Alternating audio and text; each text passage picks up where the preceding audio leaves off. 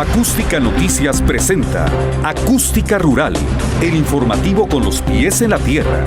Conducen José Luis Reyes y Armando Soto. Muy buenos días, amigos de Acústica Rural. Somos la primera cadena de radio rural en México. Gracias por estar con nosotros. Tenemos para usted lo más importante en la información generada en el sector de la producción primaria y la agroindustrial. Como cada mañana, saludo con mucho gusto a mi compañero y amigo, el médico veterinario Armando Soto Ordaz. ¿Cómo estás, Armando? Buenos días, bienvenido. ¿Qué tal, José Luis? Muy buenos días, apreciable auditorio que nos ve y nos escucha a lo largo de la República Mexicana a través de Acústica Rural en la Ciudad de México en el 1150, Ciudad de Guadalajara, Jalisco, 1120, en la Ciudad de Monterrey, Nuevo León, a través del 600 de AM. Y saludamos también a los amigos que nos escuchan en Tantoyuca, Veracruz, Sierra Norte del Estado de Veracruz, Sierra Norte del Estado de Puebla, Chilpancingo, Guerrero y Empeto en el estado de Yucatán. Les mandamos un saludo. Y a los amigos que nos ven a través de la gran cadena Albavisión, canal 13.1, sur, sureste, centro, occidente y noroeste de la República Mexicana. Y a todos los involucrados en este sector dinámico, producción de alimentos, producción inocuidad, que llegan estos alimentos a la mesa de los mexicanos día con día. Bien, José Luis, tenemos entrevistas también de hablar de sostenibilidad y un buen desarrollo en el campo mexicano. Así es, Armando. Vamos a hablar de un acontecimiento que ocurrió hace unos días. Y para tocar este tema, saludo con mucho gusto y agradezco a la maestra Xochitl Ramírez Reivich, coordinadora de gestión de proyectos prioritarios de la Comisión Nacional para la Conservación y Uso de la Biodiversidad, que esté con nosotros. Maestra Ramírez, muchas gracias por tomar nuestra llamada. Muchas gracias a ustedes y a su auditorio. Muchas gracias. A usted y también agradezco mucho la presencia de la ingeniera María Natividad Díaz, directora de área de la Subsecretaría de Autosuficiencia Alimentaria de la Secretaría de Agricultura y Desarrollo Rural. Ingeniera Díaz, le apreciamos mucho que tome nuestra llamada. Al contrario, muchas gracias. Gracias a ambos. Buenos días. Buenos días. Y vamos a hablar, reitero, de un acontecimiento que involucra a la Secretaría de Agricultura y Desarrollo Rural, que firma un acuerdo de colaboración con la Agencia Francesa para el Desarrollo. Y bueno, este convenio lo firman esta entidad, la Agencia Francesa para el Desarrollo, con la Comisión Nacional para la Conservación y Uso de la Biodiversidad, la CONABIO. Vamos a hablar de fortalecer los medios de vida de las comunidades locales, esto con el objeto de que dichas pequeñas comunidades, sobre todo, alcancen la autosuficiencia alimentaria. Maestra Ramírez, coméntenos en qué consiste este acuerdo y por qué se firma con esta agencia francesa y la CONABIO. Sí, claro que sí. Un gusto poder contarle a su auditorio, a su público, lo que estamos haciendo en CONABIO y en la Secretaría de Agricultura. Como seguramente saben, la Comisión Nacional para el Conocimiento y Uso de la Biodiversidad en México, la CONABIO, es la institución que lleva el registro más importante, la base de datos más importante sobre biodiversidad en el país, tanto de plantas como de animales, y por supuesto en esa base de datos está incluida la información sobre las especies de plantas cultivadas que han sido originadas en México, en Mesoamérica, que han sido domesticadas desde hace miles de años en esta región de Mesoamérica, y CONABIO contiene esta enorme base de datos que no nada más es sobre las plantas, sino que es una información que también relaciona las prácticas agrícolas y las prácticas culturales que han significado la domesticación de estas plantas. Esta es una riqueza muy importante para México, es su riqueza biológica, su riqueza cultural. Estas plantas le han dado alimentos a todo el mundo y siguen dándoselo.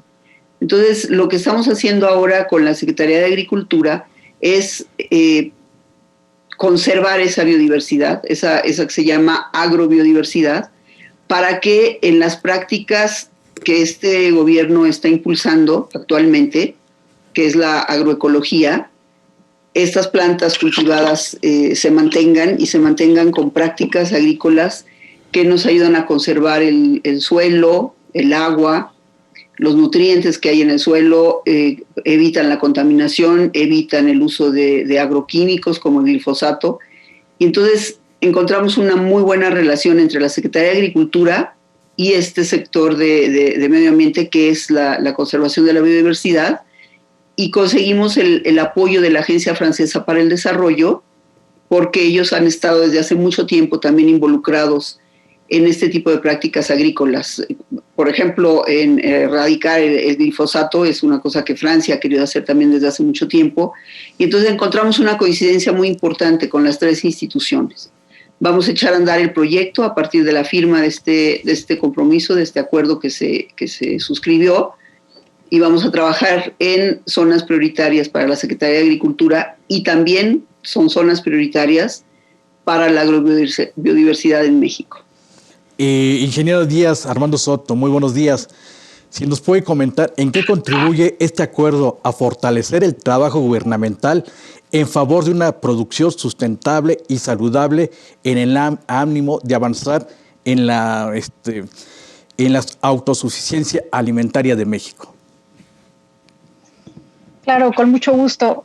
Bueno, es importante recordar esto que dice la maestra Xóchitl, porque efectivamente es un trabajo que tenía ya un antecedente, la estrategia de acompañamiento técnico que ustedes han escuchado a varios de mis compañeros hablar sobre ello, ha tenido una alianza muy importante con la Conavio en materia de conservación, como ya lo decía ella, en el ámbito de la agrobiodiversidad. Y asimismo, la Agencia Francesa para el Desarrollo ve el esfuerzo que el país ha estado iniciando en ese sentido, entonces se alinea parte de la política que ellos están desarrollando.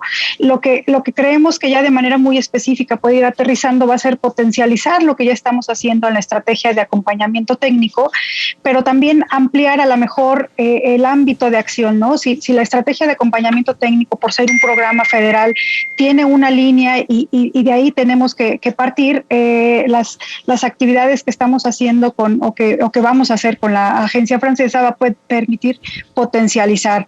Y pongo un ejemplo, ¿no? Nosotros estamos en la parte productiva porque es el sector al que estamos atendiendo, pero es importante visualizar un poco más allá cuando hablamos de una alimentación sana, que esta tiene que ser accesible, ¿no? Entonces, a través de la agencia francesa, algunas de las acciones que podemos desarrollar es tal vez acciones de valor agregado, tal vez procesos de circuitos cortos, que permita unir estas dos acciones que ya estamos haciendo, decía yo, por un lado la producción sana de alimentos, pero ese vínculo, ese lazo que tenga con los consumidores, ¿no? Entonces, este es un ejemplo de cómo se puede ir potencializando lo que como estrategia de acompañamiento técnico y de programa Producción para el Bienestar se está realizando a través de la Secretaría de Agricultura. Maestra Xóchitl Ramírez, coméntale al auditor después de este contexto general que nos han hecho favor de proporcionar. ¿En qué zonas prioritarias y qué acciones más concretas se van a llevar a cabo para que este acuerdo se materialice? Estamos pensando, todavía estamos acabando de decidir los lugares en específico, ¿no? Pero sí podemos hablar de regiones.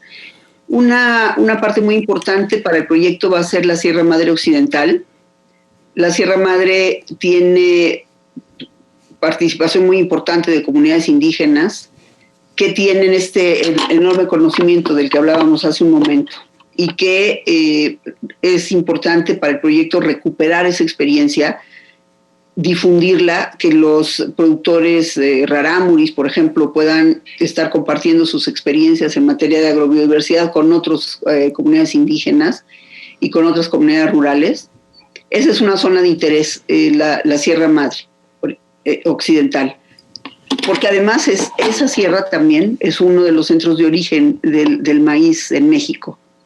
Y por lo mismo, desde hace miles de años, las comunidades rurales, las comunidades indígenas han estado domesticando estas plantas y tenemos lo que llamamos la domesticación por evolución. O sea, esas plantas han evolucionado a lo largo de miles de años gracias a las prácticas productivas que los mexicanos y estas comunidades han estado haciendo. Entonces, con ellos vamos a recuperar este conocimiento tradicional, lo vamos a difundir. Las actividades concretas que vamos a hacer con ellos es impulsar la conservación de sus semillas, impulsar los bancos de semilla, guardar la semilla de un año para otro, mantener bancos comunitarios y poder estar seleccionando las mejores semillas que tengan que ver con estas prácticas productivas ancestrales. Entonces, es un trabajo de recuperación de este conocimiento, de mantener este conocimiento no nada más en las escuelas de campo y como bibliotecas virtuales, que sí lo vamos a hacer, sino también conservarlo para que haya un intercambio entre las comunidades y se conozcan unas prácticas con otras. Básicamente esas son las actividades y vamos a incidir en algunos temas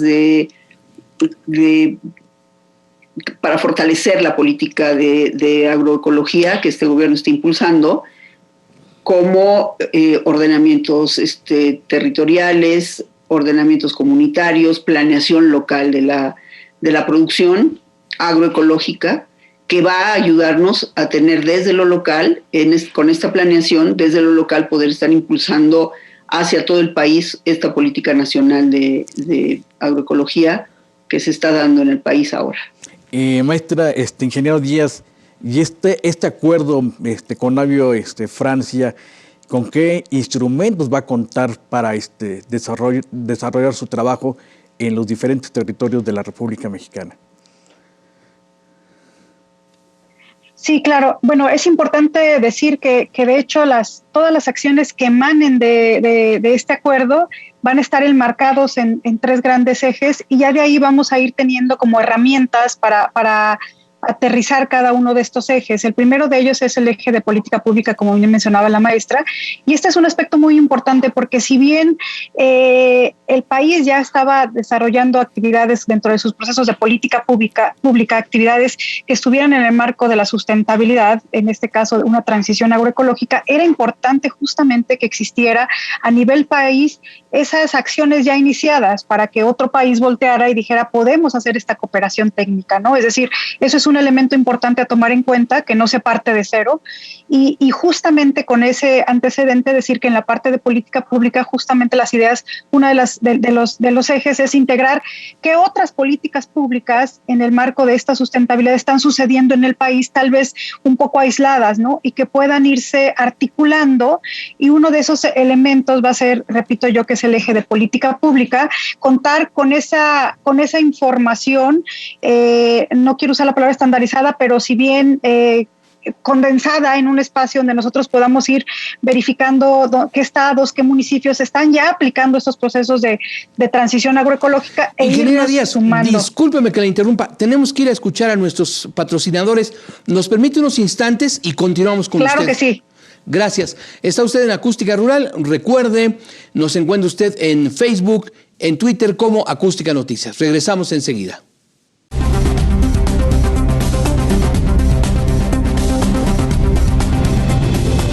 Continuamos, amigos de Acústica Rural, la primera cadena de radio rural en México, y estamos platicando de este acuerdo de colaboración que establecen la Secretaría de Agricultura, la Agencia Francesa para el Desarrollo y la Comisión Nacional de Biodiversidad, la Conavio.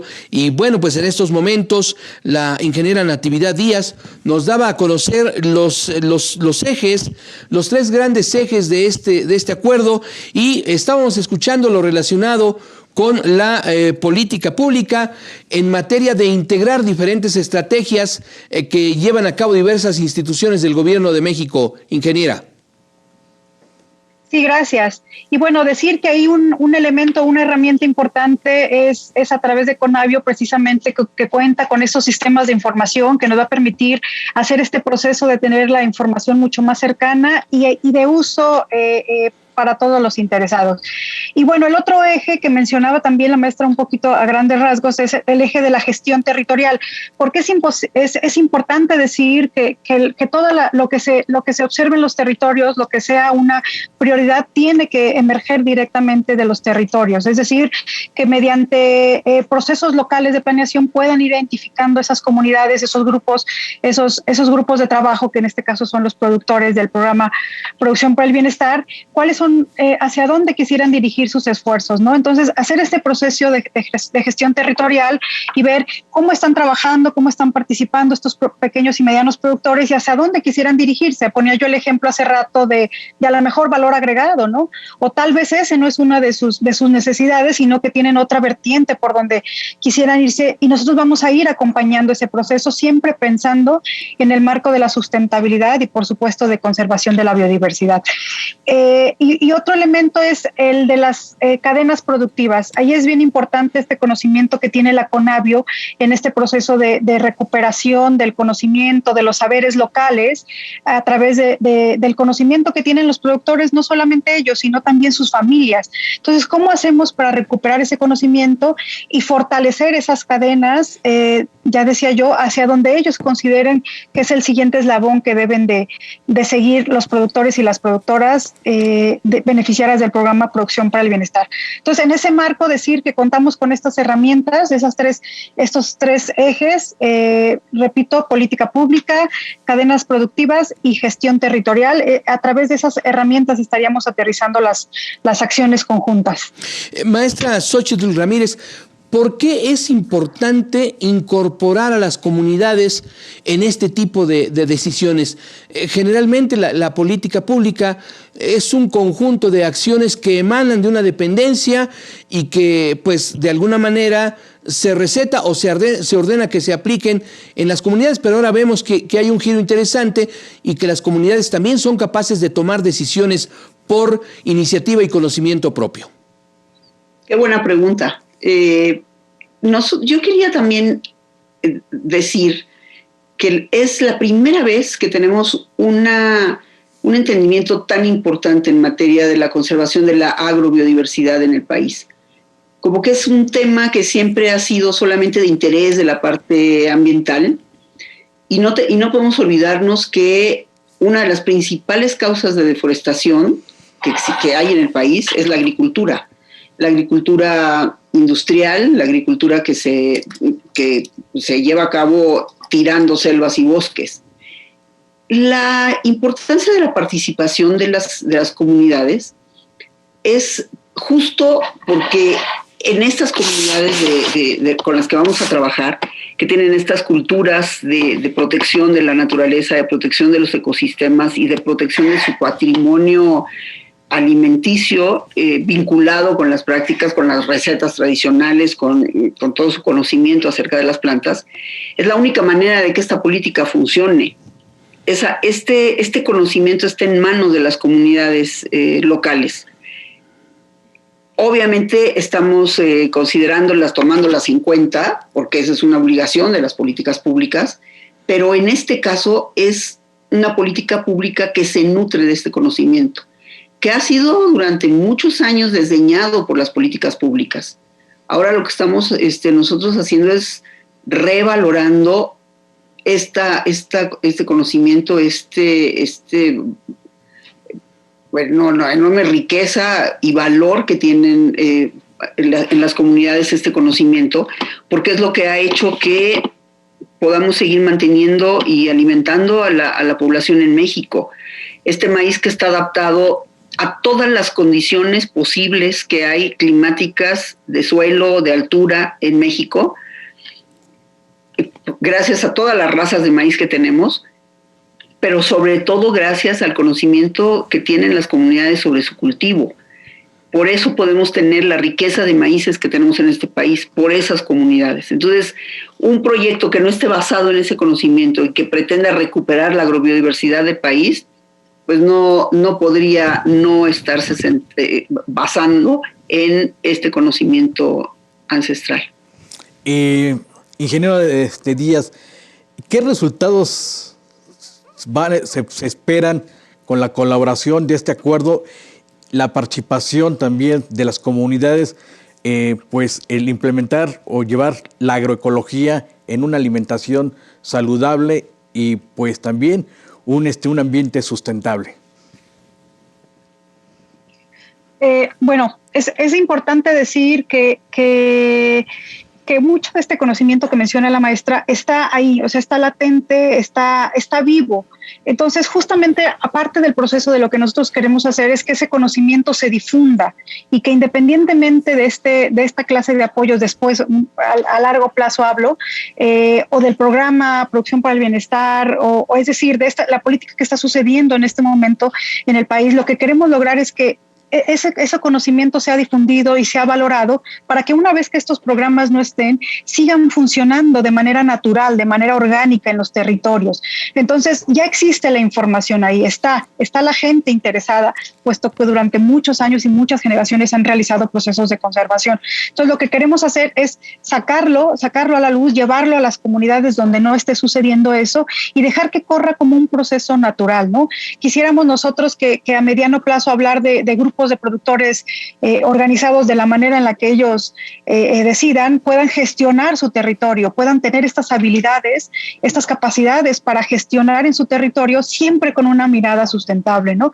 Que no se vea por un lado que el aspecto productivo es completamente contrario al aspecto de conservación, sino que hay manera en la que ambos puedan ir caminando por el mismo lado, ¿no? Entonces, justo algo que podemos nosotros pensar en un mediano plazo serían grupos de productores y productoras organizados, haciendo procesos productivos sustentables, llegando a los siguientes eslabones de las cadenas productivas, pero además contar con instrumentos de política pública en todos los niveles. Eso podría ser un poco ambicioso, pero nos lo estamos proponiendo, que tal vez a largo plazo se hable siempre en todas las instituciones donde tenga que ver estos aspectos productivos, se hable en aspectos de conservación, ¿no? de la biodiversidad, de la agrobiodiversidad. Entonces, eso podríamos hablar de a mediano plazo, tal vez a largo plazo ya una política toda integrada en estos aspectos, pero más allá de eso, decía yo, independientemente de los resultados que este programa nos pueda, o esta colaboración nos pueda dejar, algo que creo que nos dejaría muy satisfechos es dejar que esa semilla, hablando en términos de agrobiodiversidad, esa semilla en las comunidades donde precisamente sea algo ya muy natural hablar de producción y de sustentabilidad, ¿no? Entonces creo que eso, si pudiéramos lograr eso, eso sería súper reconfortante para todos los que hemos estado en este proceso. Y bueno, ya muy corto plazo, decía, grupos mediano o corto plazo, grupos de productores organizados trabajando en ese sentido, en los siguientes eslabones de la cadena productiva, pero también con información muy reciente sobre técnicas agroecológicas que pueden ir implementando. Para eso la CONAVIO nos ayuda muchísimo con las infraestructuras y la estructura que tienen en sistemas de información, por ejemplo. También estamos pensando que toda la política esté dirigida a que no se deforeste, por ejemplo, para incluir agricultura en algún predio, ¿no? Entre otros aspectos, pero ya muy aterrizado hablaríamos de eso, ¿no? Productores hablando en los siguientes eslabones de la cadena productiva, marcas colectivas, por ejemplo, dejar documentados todas estas prácticas que los productores hacen y las que van a seguir haciendo, que van a ir desarrollando. Creo que eso sería lo más tangible que podríamos hablar en este momento.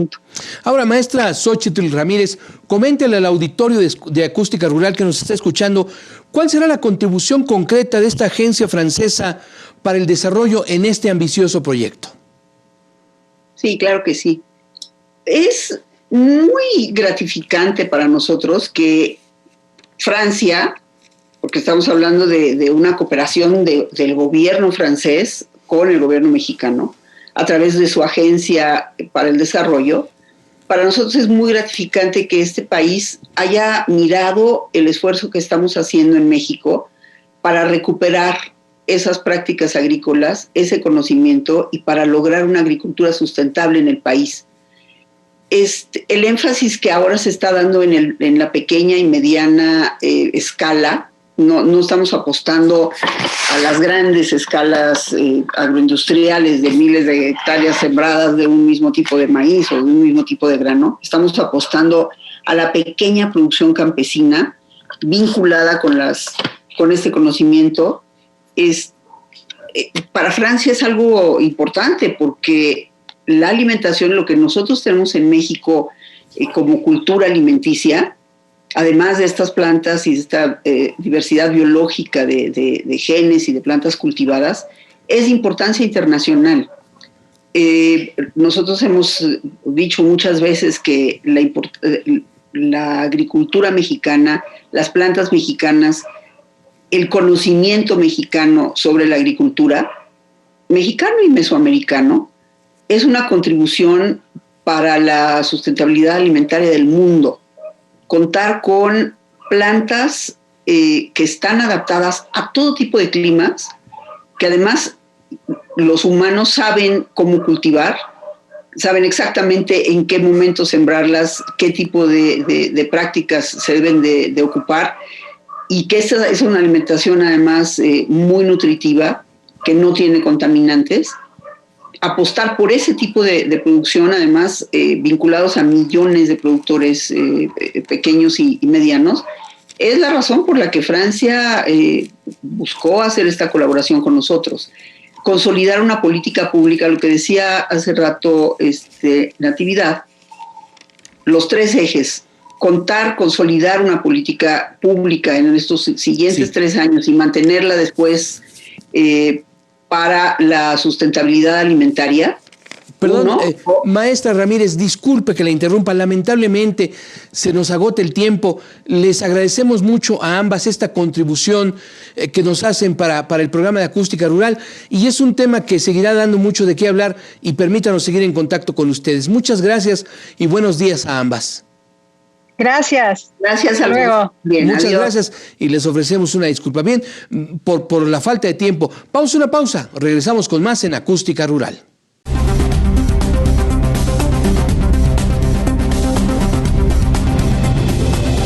Continuamos, amigos de Acústica Rural, la primera cadena de radio rural en México, transmitiendo lo más importante de las noticias en este sector.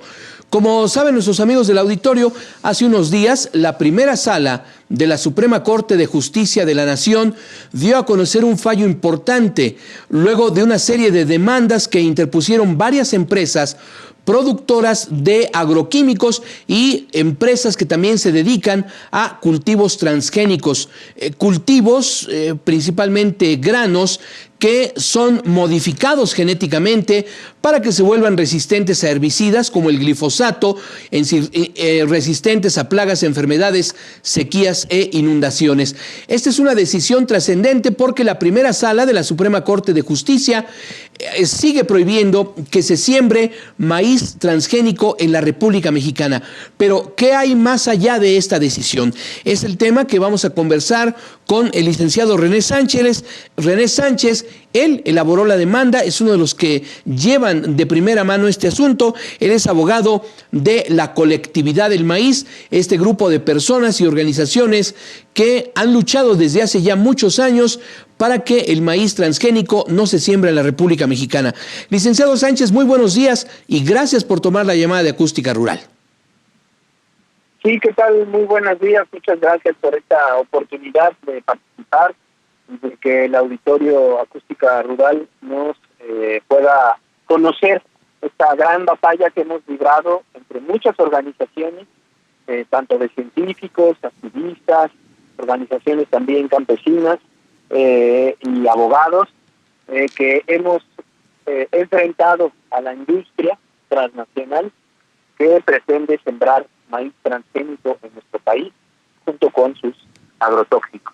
Ahora, abogado, ¿qué es lo que sigue? Está la decisión de la primera sala de la Suprema Corte de Justicia. ¿Qué alcance tiene esta decisión? Y coméntenos, ¿las empresas transnacionales tienen más recursos a qué recurrir para lograr su objetivo? Sí, mira, esta es una gran batalla que se ha librado por muchos años. Podríamos decir que incluso antes de que se aprobara la ley de bioseguridad, que en tiempos de Fox, digamos que fue conocida como la ley Monsanto, que es una de las empresas transnacionales, la principal empresa extranjera que busca sembrar transgénicos de maíz en nuestro país.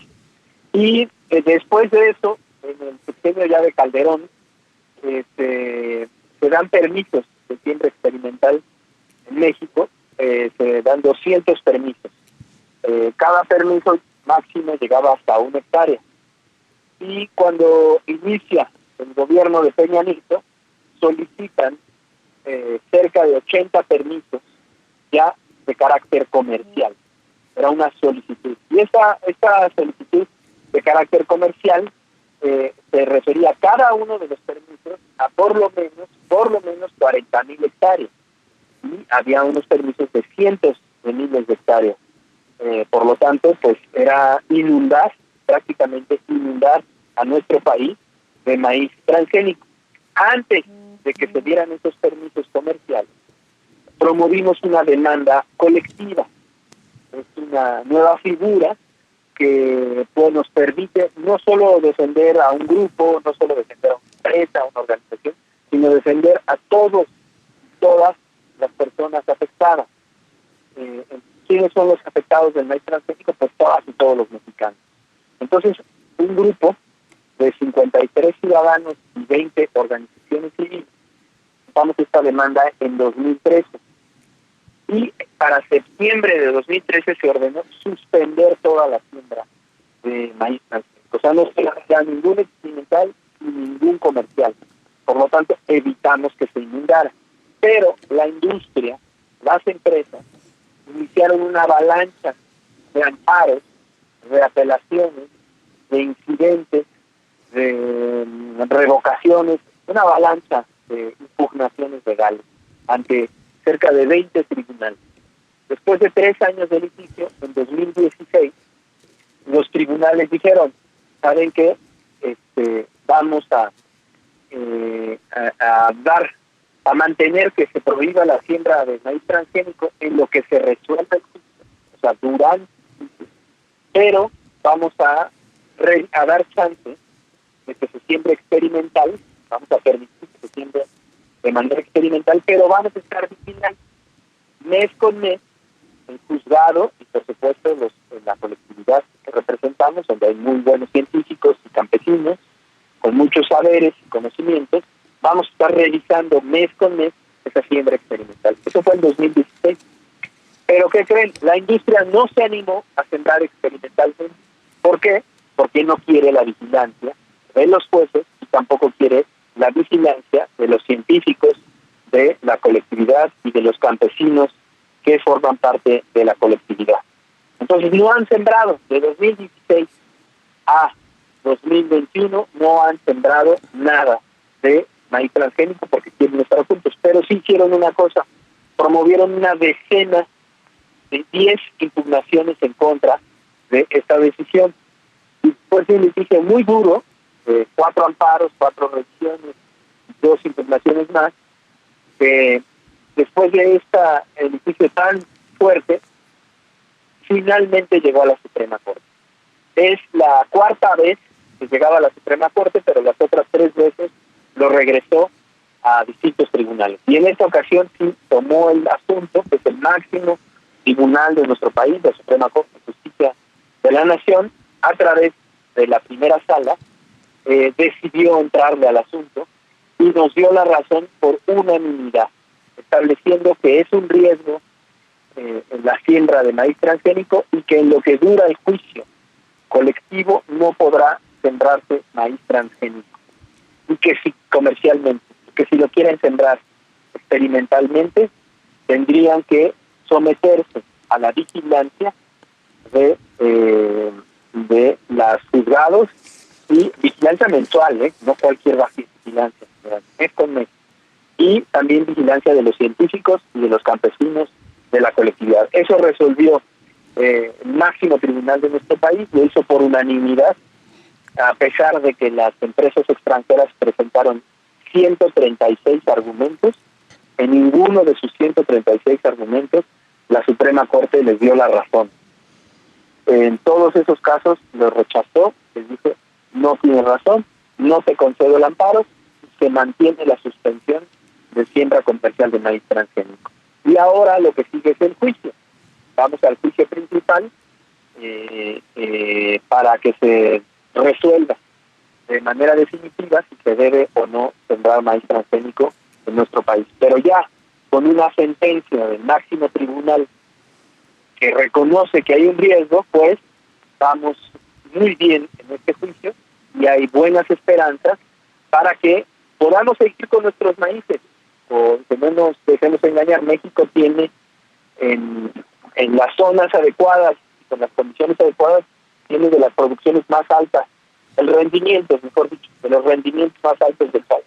Y por supuesto tiene una diversidad biológica única en el mundo, centro de origen y centro de diversidad del maíz. Entonces, eso nos va a permitir seguir teniendo esta gran riqueza, tanto económica, pero sobre todo cultural, que representan los maíz.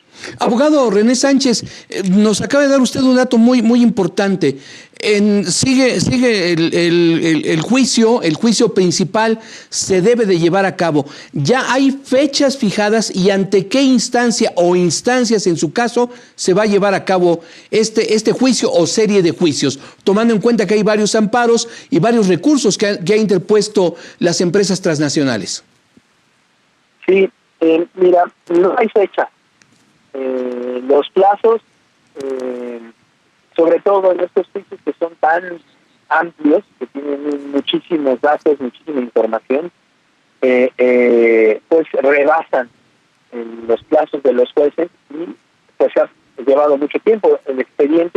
El juicio se inició hace 8 años y apenas vamos a la primera sentencia del juez federal, ¿no? Lo que sí te puedo responder son las instancias. Seguramente debe regresar al juzgado 12º, juzgado 12, civil, federal, en la Ciudad de México. Y su apelación seguramente será turnado al tribunal, bueno, debería corresponder al primer tribunal unitario en materia civil, pero viene una reforma de los tribunales de apelación. Probablemente ya no le toque a este tribunal, sino al nuevo, que se están creando en el país, tribunales colegiados de apelación. Probablemente eso sí cambie. Después le tocaría al tribunal colegiado en materia civil, el tribunal en materia civil. Muy importante, abogado. Entonces, en este caso, ambas partes aún tienen recursos que compartir, que interponer ante estas diferentes instancias. Y coméntenos otra cosa también, abogado. ¿Qué peso tiene esta decisión de la primera sala en el criterio jurídico de los jueces que van a llevar a cabo, que van a estudiar y resolver este asunto?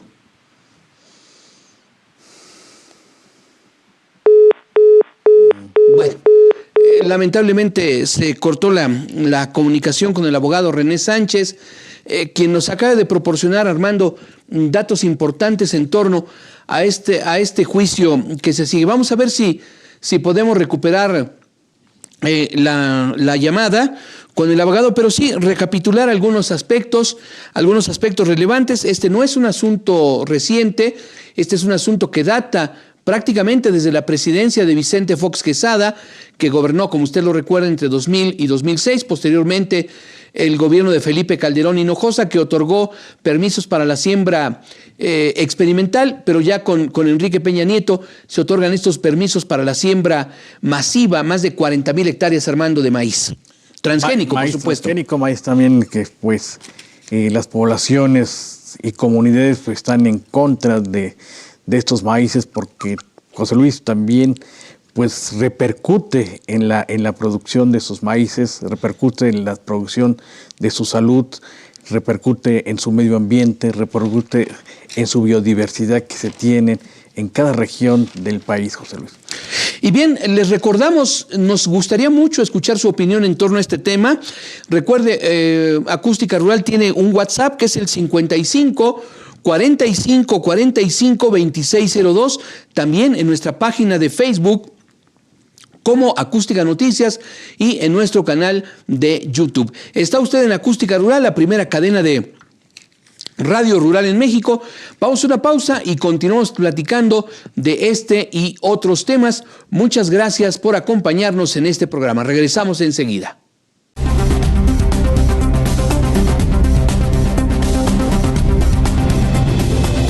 Continuamos, amigos de Acústica Rural. Estamos conversando con el licenciado René Sánchez, abogado de lo que se conoce como la colectividad del maíz. Bien, ya nos hizo usted un recorrido, ya nos explicó el origen de la demanda, cómo se ha venido desarrollando, ante qué instancias se está llevando a cabo y sobre todo ya nos destacó la decisión de la primera sala de la Suprema Corte de Justicia de la Nación.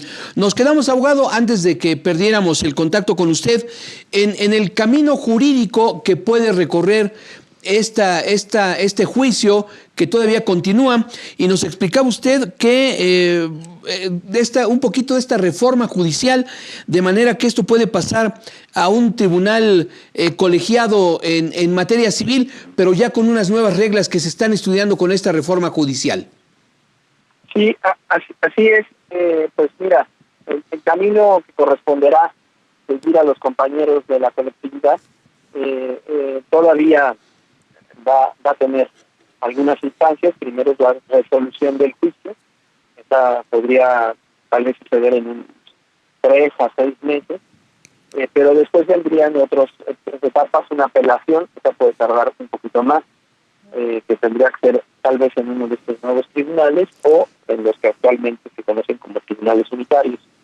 Después seguirá un amparo que le corresponde a un tribunal colegiado. Podría ser el primer tribunal colegiado en materia civil en la Ciudad de México, o la Suprema Corte también podría conocer de este amparo. Esta debería ser la última instancia y no hay otro tipo de impugnaciones. Entonces, digamos que faltan 3 tribunales, que sería el Juzgado Federal, el Tribunal de Apelación y el Tribunal de Amparo.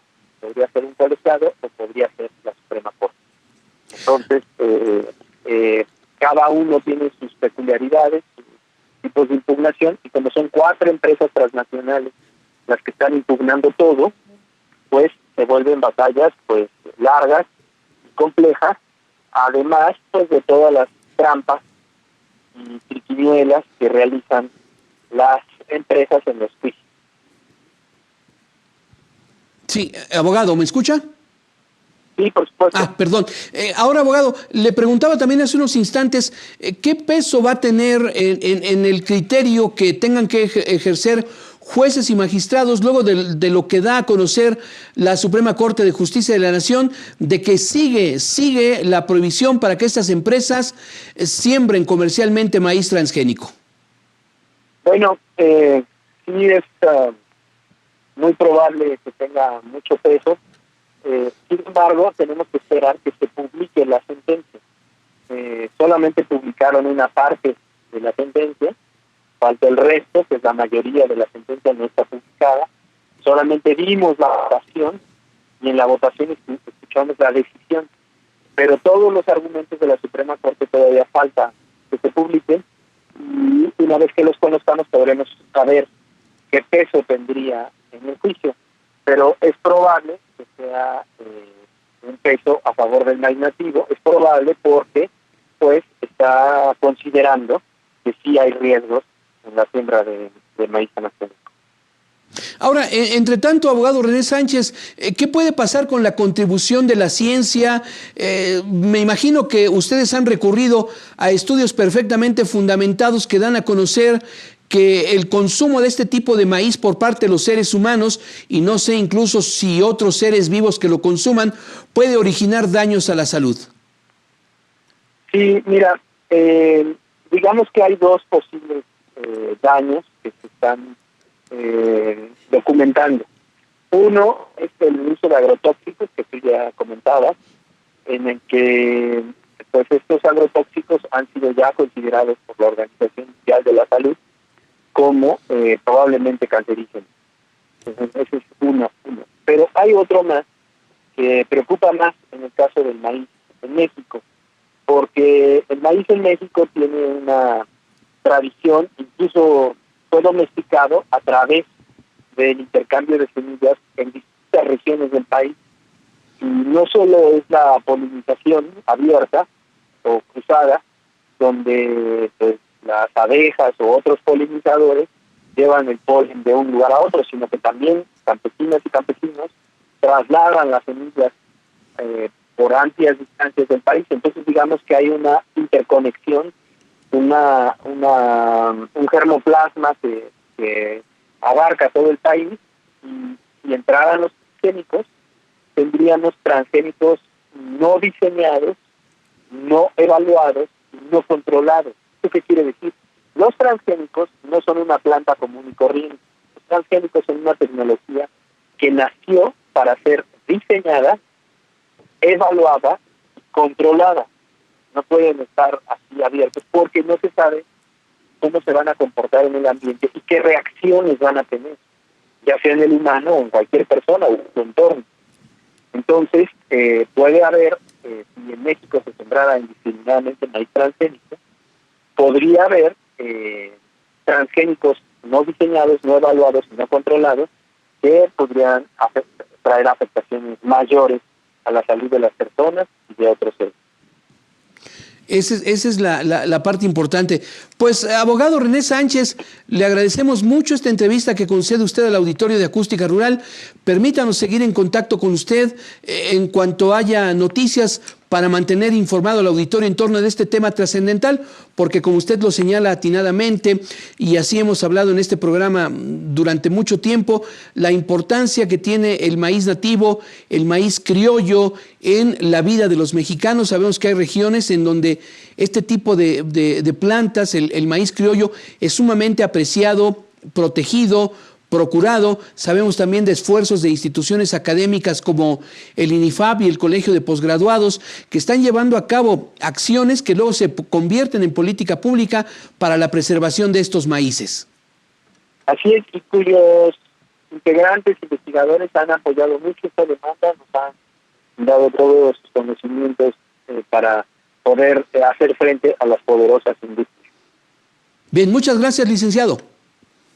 Muchas gracias a ustedes. Hasta luego. Muy buenos días. Hasta luego. Al licenciado René Sánchez, abogado de personas y organizaciones a las que ya tradicionalmente se les conoce como la comunidad del maíz. Pues, Armando, un asunto trascendente, lo que decidió la Suprema Corte de Justicia de la Nación, concretamente la primera sala, de prohibir la siembra de maíz genético para uso comercial. Y otro aspecto que resaltaba el abogado: las empresas no han querido llevar a cabo siembra experimental por este hecho de que debe de ser supervisada por lo menos una vez al mes por científicos y otros especialistas, Armando. Así es, José Luis, estas impugnaciones de diferentes empresas internacionales fuertes en los agroquímicos, estas 130 argumentos que pues no fueron echados para atrás, como tú bien dices, la investigación, la observancia que se debe tener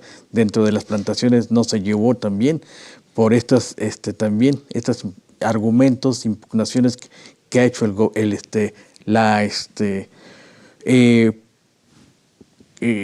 ¿cómo se llama ahorita? La Suprema. La primera sala de la Suprema Corte de Justicia. Sí. Y bueno, esto también lo queremos enlazar con nuestra primera entrevista, en el sentido de que, bueno, pues esta agencia francesa para el desarrollo consideró que en México se están llevando a cabo este tipo de acciones para fomentar este tipo de cultivos agroecológicos.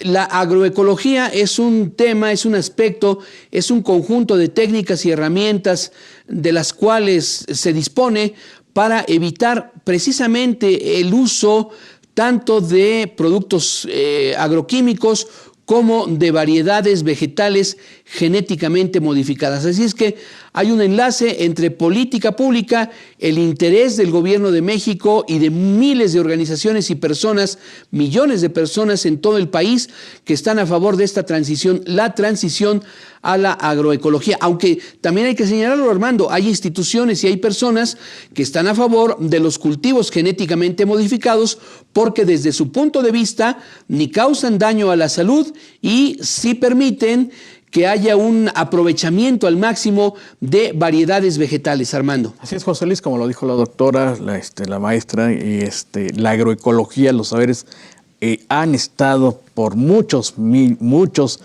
hay cientos de años en la producción de los alimentos sanos, sustentables, y también que las comunidades abogan para tener una biodiversidad, su biodiversidad en flora y fauna. Flora, pues todas las plantas que se tienen para la alimentación, para la medicina, la fauna, la proteína y las vitaminas de alta calidad que se tienen en José Luis, y el uso y el manejo también de productos biológicos para tener estos productos de alta calidad. Hoy con esta firma, este convenio, pues de la mano de la Conavio, también con los franceses en este desarrollo, en este camino para llegar también a todas las regiones, a las comunidades de la República Mexicana, José Luis, tener una vida saludable, un medio ambiente sustentable. Ahora, hay que recordar también que en el caso de los organismos genéticamente modificados, en este caso el maíz o la soya transgénica, muchos de estos genes que se modifican en la planta son para volverla resistente principalmente al agroquímico glifosato. Hay que recordar que el glifosato impide el crecimiento de la hierba. ¿Y por qué? De la hierba que crece alrededor de la planta principal. ¿Y por qué hay que impedir este crecimiento? Porque si crece hierba cerca de una planta de maíz o cerca de una planta de soya, evidentemente esta hierba que crece compite por el alimento que la planta extrae del suelo. Por lo tanto, un maíz resistente al glifosato permite precisamente, o soya resistente al glifosato, permite que estas grandes cientos de miles de hectáreas de maíz y soya que existen en el mundo se puedan regar sin ningún problema con glifosato. ¿Por qué? Porque la planta de maíz genéticamente modificado va a permitir que ese agroquímico caiga encima de ella y no le afecte precisamente a la planta. Lo que sí está demostrado científicamente, empíricamente, es el daño que provoca el glifosato. Hay literatura, hay evidencia, por ejemplo, en varias regiones de Argentina, en donde personas que manejaron directamente el glifosato, lamentablemente perdieron la vida. Bien, estamos llegando a la parte final de Acústica Rural, Armando. Gracias, José Luis. Excelente día y provecho. Muchas gracias a todos nuestros amigos, y recuerden, tenemos el WhatsApp de Acústica Rural, 55 45 45 26 02. Comuníquese con nosotros, denos a conocer sus puntos de vista. Agradecemos también al equipo técnico y de producción de Acústica Rural, como siempre, su valiosa intervención. Y recuerde, también nos encuentra en Facebook y en YouTube como Acústica Noticias. Que tenga usted excelente día. Gracias por acompañarnos.